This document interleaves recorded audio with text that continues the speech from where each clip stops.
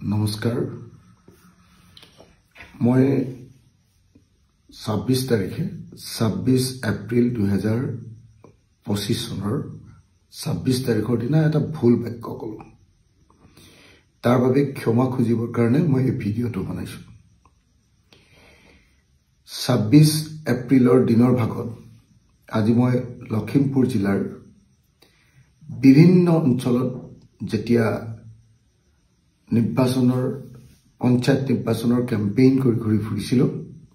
তেতিয়া মই এটা বাক্য কলো যেটো বাক্যই এতিয়া মোক বৰ অস্বস্তিত পেলাইছে সেইকাৰণে সেই বাক্যটো উঠাই লবৰ কাৰণে আৰু মোৰ ভুলটো স্বীকাৰ কৰিবৰ কাৰণে মই এই ভিডিঅটো বনালো এতিয়া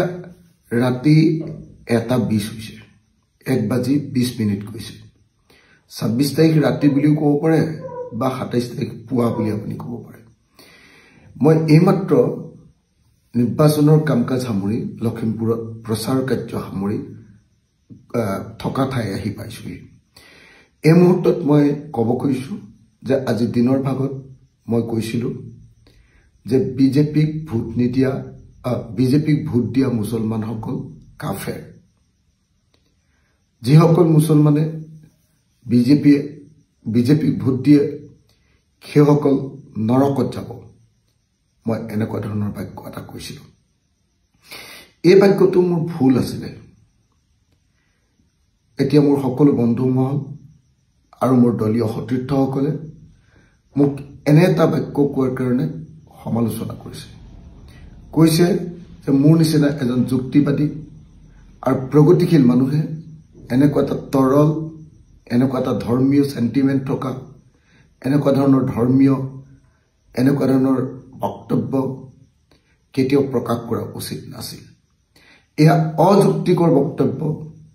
আৰু এটা ধাৰ্মিক মানুহে কোৱা ধৰ্মভীৰু মানুহে কোৱা কথাৰ বাহিৰে আন একো নহয় বুলি মোক প্ৰত্যেকজন মোৰ সতীৰ্থ যিসকল মোৰ আদৰ্শগতভাৱে ভাল পায় সেইসকলে মোক সকলোৱে সমালোচনা কৰিছে সেইকাৰণে এই মুহূৰ্তত মই সমগ্ৰ অসমবাসী ৰাইজৰ ওচৰত ক্ষমা বিচাৰিছো যে মই এটা ভুল বাক্য কৈছিলো যেটো ভুল বাক্য মোৰ মুখেদি ওলোৱাটো উচিত নাছিল মই কৈছিলো যে যিসকল মুছলমান লোকে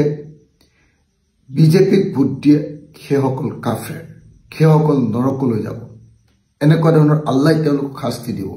এনেকুৱা ধৰণৰ বক্তব্য এটা প্ৰকাশ কৰিছিল মই একজেক্ট বাক্যটো ক'ব নোৱাৰিব পাৰো কিন্তু এনেকুৱা ধৰণৰ বাক্য এটা প্ৰকাশ কৰিছিল আসলতে গোটেই দিন ৰাত যোৱা কিছুদিন ধৰি একেৰাহে প্ৰচাৰ চলাই থকাৰ কাৰণে মই যথেষ্ট এনেকুৱা ধৰণৰ প্ৰত্যেক দিনাই 20খন 25খন মিটিঙত এনেকৈ ভাষণ দি থকাৰ কাৰণে আকস্মিকভাৱে চিন্তা নকৰাকৈ এনেকুৱা ভুল বাক্য এটা কৈ পেলালো সেইকাৰণে সকলো ৰাইজে মোক ক্ষমা কৰিব আৰু মোৰ সতীৰ্থ যিসকল বন্ধু দলৰ যিসকল সতীৰ্থ যিসকলে এই বাক্যটো কোৱাৰ কাৰণে মোক বেয়া পাইছে মই অযুক্তিকৰ কথা কৈছো বুলি কৈছে মই ধৰ্মীয় চিন্তাৰ কথা কৈছো বুলি কৈছে মই প্ৰগতিশীল চিন্তাৰ পৰা আঁতৰি গৈছো বুলি যিসকলে কৈছে মই তেখেতসকলৰ ওচৰত ক'ব কৈছো যে মই নিশ্চৰ্তভাৱে ক্ষমা প্ৰাৰ্থনা বিচাৰিছো মোৰ ভুল হৈছে মই এনেকুৱা বাক্য কোৱা উচিত নাছিল মই ভৱিষ্যতে এনেকুৱা বাক্য নকওঁ গতিকে সকলো পক্ষকে সকলো ৰাইজকে মোৰ এনেকুৱা ভুল বাক্যৰ কাৰণে ক্ষমা বিচাৰিছো আৰু মোক ক্ষমা কৰি দিবৰ কাৰণে আপোনালোকক আহ্বান জনাইছো ধন্যবাদ জয় অসম